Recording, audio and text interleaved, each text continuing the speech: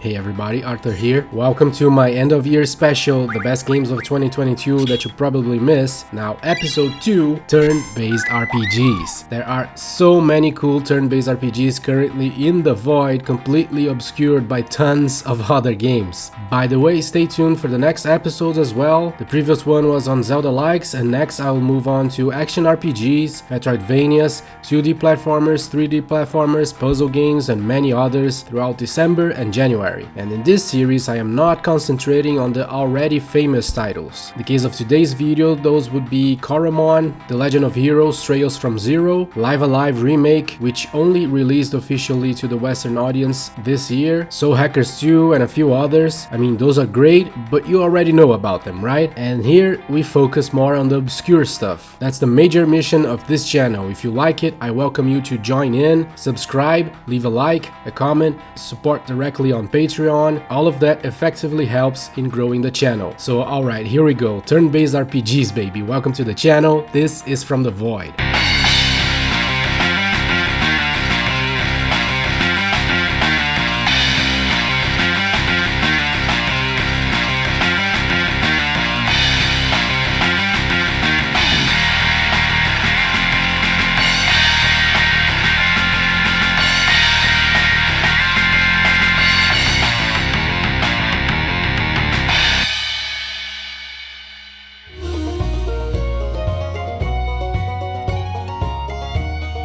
The first one is Crystal Project.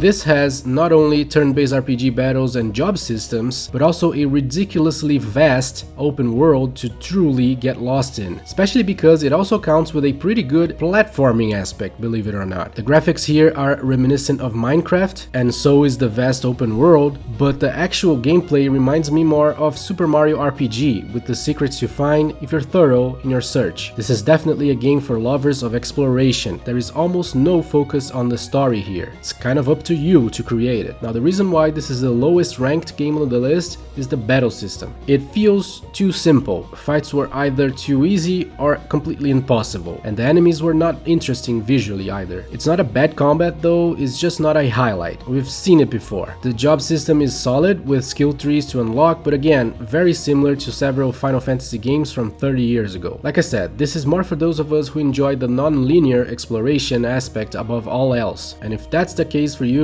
this will be a remarkable game.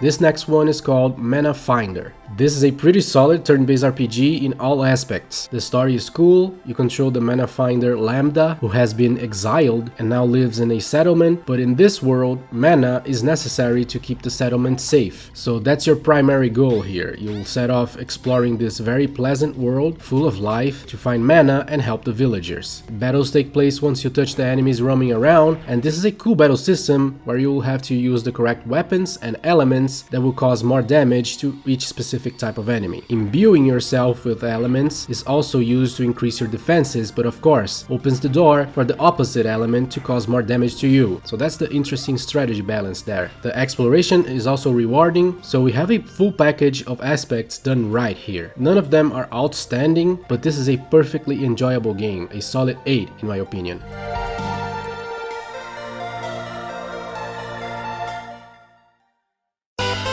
Okay, this next one is pretty unbelievable and definitely not a traditional turn-based RPG, but it does have turn-based battles and is a beautiful game that I must add to any list I can. This is RPG Time: The Legend of Wright.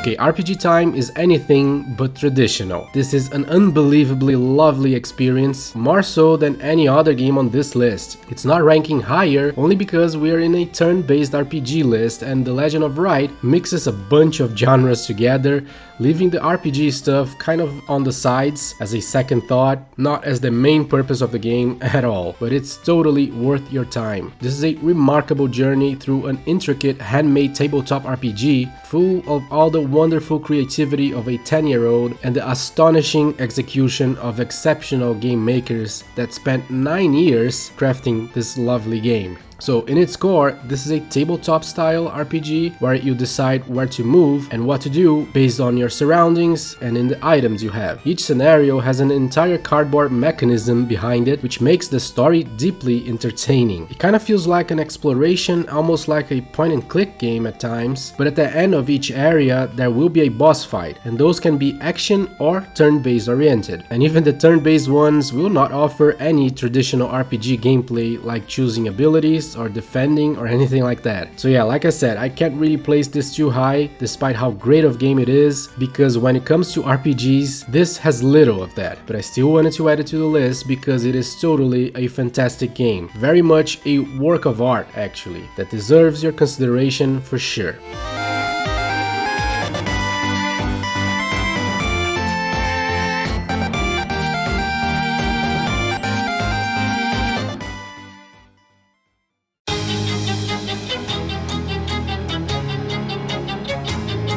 Next is a very humorous entry on this really cool series of quirky RPGs, Shadows over Loathing.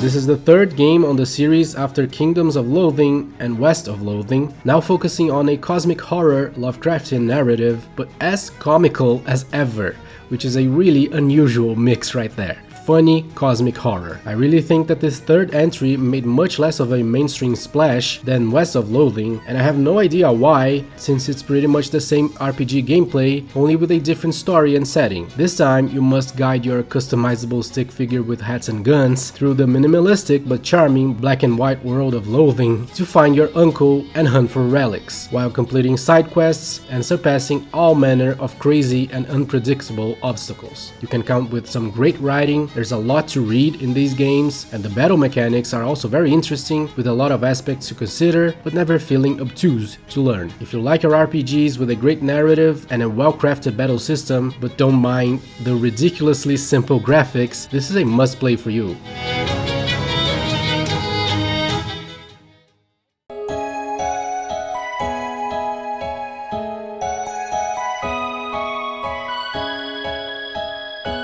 Up next is Potato Flowers in Full Bloom.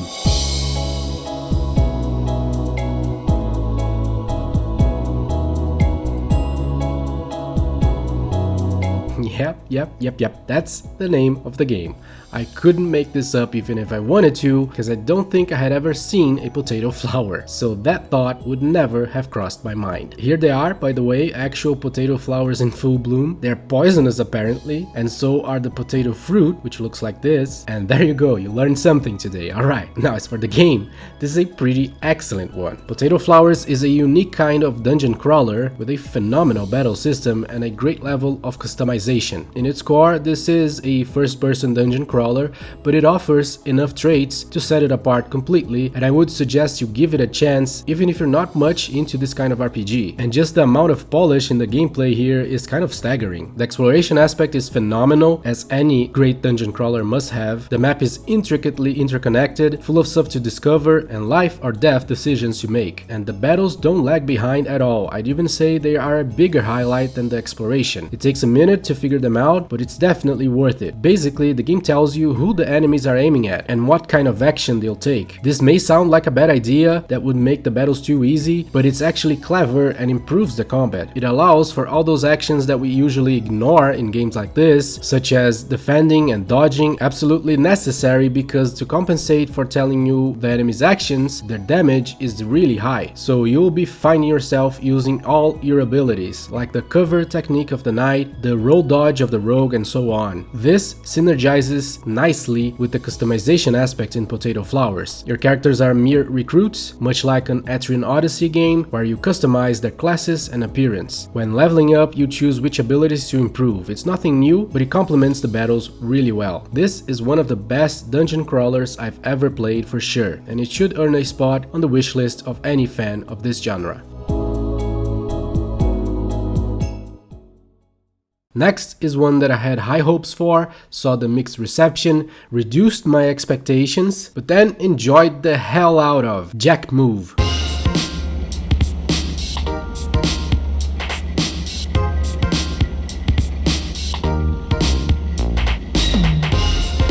Okay, let's get the criticism out of the way first. People received the game harshly, mostly arguing that it is too short and too easy. Well, one of those things is a positive to me, the too short argument. Not only because I lack time, but especially because the game just has no fat. It's always keeping things interesting and moving fast. It does not waste your time, and I appreciate that. And I've been clamoring for short RPGs for a while. Not every single one of them has to be a predetermined minimum of however many hours, usually dozens of them. Jack Move lasted for a bit less than 10 hours for me, and those were some pretty well spent almost 10 hours. As for the challenge, I do agree that it is not as hard as most RPGs out there, but the combat is incredibly entertaining all the way through, and again, I don't see it as a reason to knock on the game. It's a decision the developers made that fits the game very well. Jack Move is not a walk in the park at all. It's just not demanding and deep as many other games. So it's up to you how you feel about it. So I'm in the positive side for Jack Move for sure. The combat feels innovative, especially because of the install function that allows you to swap your skills mid-battle to adjust to any situation better in exchange for a turn. This solves the issue of not being prepared for a battle that you've never seen before, so how could you? Thus making the game more fair, not easier in my view. And the actions called Jack Moves are also very cool and effective in changing things up. They're much more powerful, but will require you to react with button inputs. I don't need to say that the visuals are awesome, especially inside the combat. I mean, the game looks great, and the story is probably not gonna blow you away, but it's entertaining and earnest. I enjoyed Jack Move very much, and if you don't mind a shorter RPG with not a lot of fluff at all, this is definitely a great one to try out.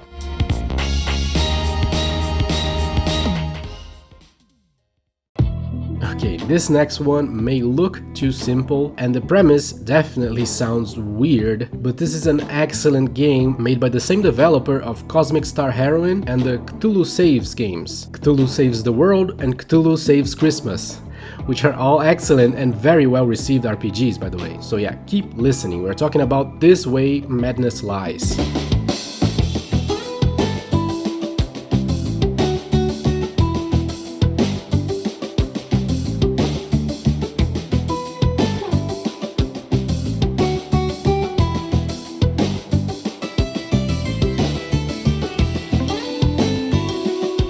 Okay, straight up, this is an awesome game right here, but you gotta look past the weird premise. Really, really weird and unusual premise. You will scoff at this for sure, but it's actually incredibly enjoyable and only serves to improve this great RPG. Okay, are you ready?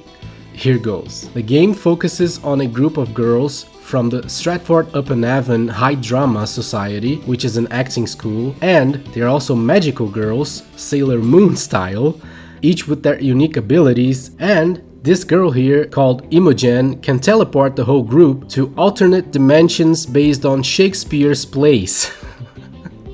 And this is also a parody, of course, which means that there is a lot of humor here. For instance, during the Shakespeare plays alternate dimension sections, the characters talk in the Old English, but the game provides a translation of those texts to modern English by simply pressing Wright. The translations are hilarious. Seriously, and I swear the game makes great use of all its quirky bonkers premises. The pacing here is spectacular, always keeping you entertained, the dialogues are well written, and the action is also pretty excellent. The combat system provides a lot of depth, most of your abilities can only be used once per combat, unless you figure a way to refresh them. There are also unite skills, using two characters at the same time. You can put your characters in hyper mode, which changes some of their abilities and damage. There are elemental affinities to consider. It's all pretty intricate without feeling overwhelming somehow. Everything is briefly and well explained. It's pretty awesome. And this is another short RPG, which I welcome wholeheartedly, lasting around 8 hours or so, and you're bound to enjoy every minute of it for sure. This way madness lies, man. Check it out. This is a fantastic hidden gem right here.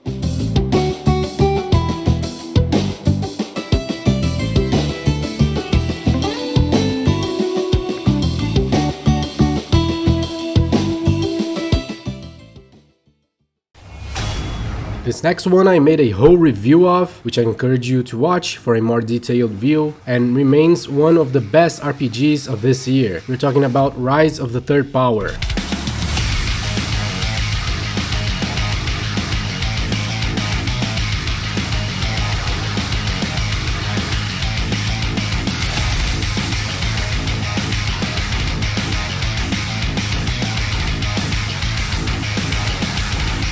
Rise of the Third Power takes inspiration in many Golden Age era RPGs, most notably Chrono Trigger, and it does it really well. The pixel art style is very similar, it has no random encounters, you can avoid the battles by not touching the enemies, but it also has an enjoyable personality of its own, especially in the battle system and story. You control a group involved with the Resistance, desperately trying to prevent a second Great War from happening, with several interesting characters and a very well written narrative. Another great aspect is the combat, with a straightforward battle system that manages to offer a good amount of strategy. Each combat feels meaningful as the difficulty is considerably high, and the game offsets that by allowing and encouraging you to use your special skills often, because your MP or energy replenishes during the battle once you meet specific conditions. You also have access to team combos, much like Chrono Trigger, which is awesome. There's a real well-made balance between all character skills and how they synergize with each other, and it also helps that at any time during the battles you can switch in characters to change your tactics and turn the tides in your favor. This is an excellent traditional turn-based RPG. It even carries an excellent soundtrack on top of everything, so if you're looking for a modern take on those, do give Rise of the Third Power a try, you're not regretting it.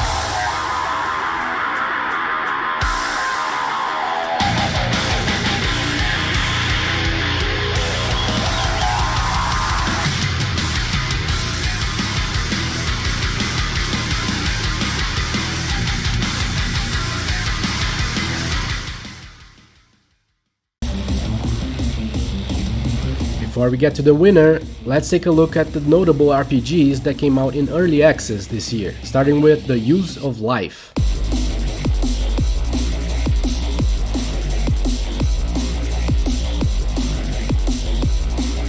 Okay, I'm gonna say what kind of game this is, and you may not like it, but I swear this is a great and thoroughly entertaining game, at least what we have so far in the early access build. The Use of Life is a text-based RPG, meaning there is no direct control of your character to move around, but even so, it remains such an enjoyable game with a surprisingly great pacing that kept me engaged and even in the edge of my seat. Seriously, it was kind of incredible. The moment-to-moment gameplay is great. You're always making decisions that matter at every turn. The story is pretty interesting. You're trying to escape a prison and exact revenge on the creature that has slain your entire family and village. The battle is definitely another highlight, with time-based inputs necessary to dodge, graze, or endure hits from the enemies. Every single one of your stats impacts several aspects. For instance, if your technique is high, you can tell the enemy's next attacks, which helps a lot in your reactions to the button inputs. Your abilities spend combat points that replenish, but the balance that comes from that feels great. It's hard to explain, but this is a great combat in The Use of Life. And like I said, this is in early access, but the entire game so far is simply excellent, and I cannot wait to see the rest of it. High hopes here for sure.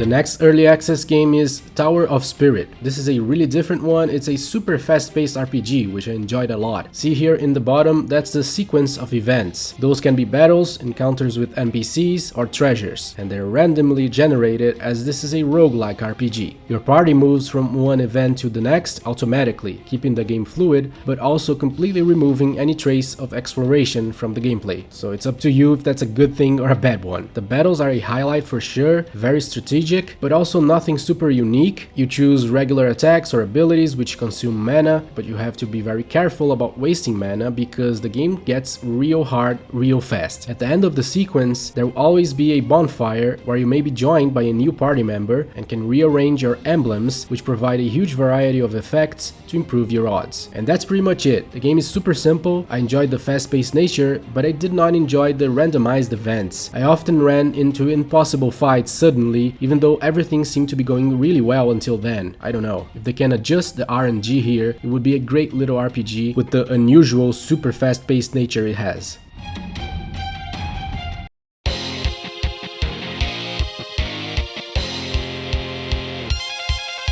Then the final game in early access is really weird, but another one with high potential, Backpack Hero.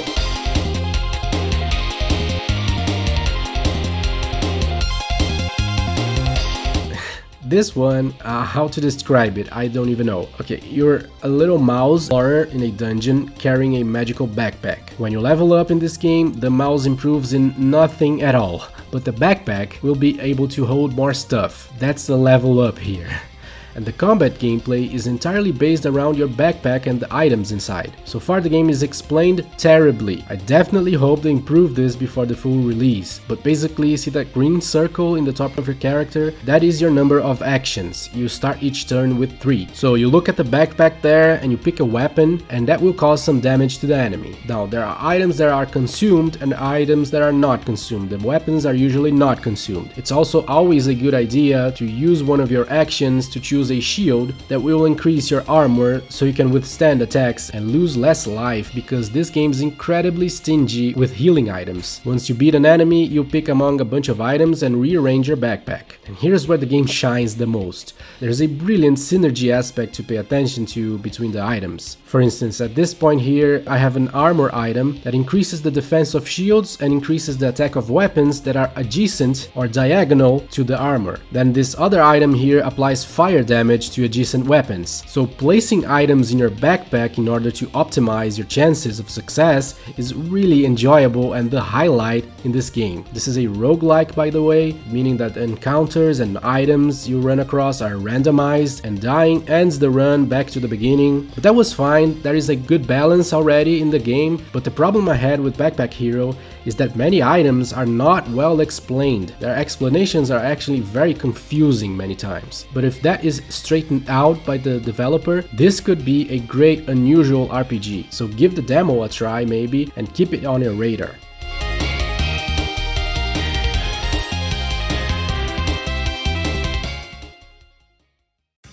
And as a final extra game, we have one that has gotten into some public controversy as the developer and publisher's relationship has recently gone sour, which is a shame because this game is actually really good. This is the Outbound Ghost. Okay, I'll talk about the game first and the controversy last. The Outbound Ghost is very much a classic Paper Mario-like in every way, with the paper-thin characters, pleasant cartoonish visuals, and turn-based battles. It even has equivalents to the badges for your equipments. It is clearly copying a lot of things from its inspiration, but the setting is pretty different. You are a ghost who lost all its memories as well as its figments of personality. You start only with regret and then unlock others as you go, such as camaraderie or anger, and those are your party members. It sounds weird, I know. They all have different traits and playstyles. It's pretty cool. The battle system is simple but enjoyable. The major aspects to highlight are the stun meter and the ether up move. This last one puts you on defense for half damage, and on the next turn you you can act twice. Each enemy has a stun meter, which you fill when attacking them, but they replenish it a little every turn. So you have an incentive to hit them as much as possible in one turn to fill the meter and get them stunned, which makes them lose turns and take more damage. It's pretty important. This synergizes nicely with the either up that I was talking about. The exploration aspect here is pretty well made. Looking for hidden items feels rewarding and fun, but the game kind of forces you to backtrack a lot, which kind of kills the exploration aspect when it happens. The story is also weird and not very well told, so this game is kind of a mixed bag. Plus, the publisher versus developer controversy is really not helping. Each side came out publicly accusing the other of malpractices. Basically, the developer says that he didn't give his approval for the console versions, which are not up to his standards, while the publisher says that the rights to release the game anywhere lie solely with them as per their agreement, and also that patches are being made to address the issues and that they want to work with the developer to solve the problem amicably. I don't know, I refrain to take sides here. I just hope they can figure this out and release all the patches they need to release to make Outbound goals the best it can be. If you're interested in this game, you may want to wait a little until they figure things out, or maybe get the Steam version that seems to be the one with no bugs or performance issues. In any case, the Outbound Ghost is definitely a nice RPG for those of us with nostalgia for Paper Mario. It's not an excellent game, but a positive one for sure.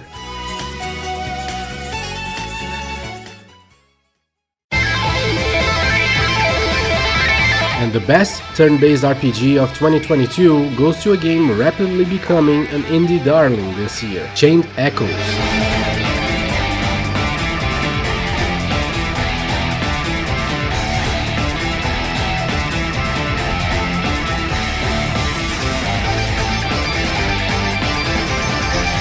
This has made some headlines already, but it's such a recent game, having come out this very month of December, that it's still to be found by many RPG fans out there, I believe. And what a find that will be. This is a really impressive title. In the story department, it has a very similar premise to Rise of the Third Power. It's also about a group of people who got together in unusual circumstances trying to prevent a second war from happening. And just like the aforementioned title, it's another engrossing plot with believable occurrences and several interesting characters. The battle system is definitely a highlight. Each character has a partner that can be tagged in. You can switch between them, which immediately offers an interesting dynamic to the combat right there, and that's even further improved with the inclusion of other mechanisms, especially the overdrive meter that forces you to use specific type of actions that you may have otherwise overlooked. The exploration in this game is also excellent. There's a lot to do, all very rewarding. I mean, this game hits excellent notes in pretty much every aspect. It's definitely above a 9 out of 10. I'd give it a 9.5 at least. So yeah, try this out. Chained Echoes, a superb turn-based RPG and the best one of 2022 in my opinion.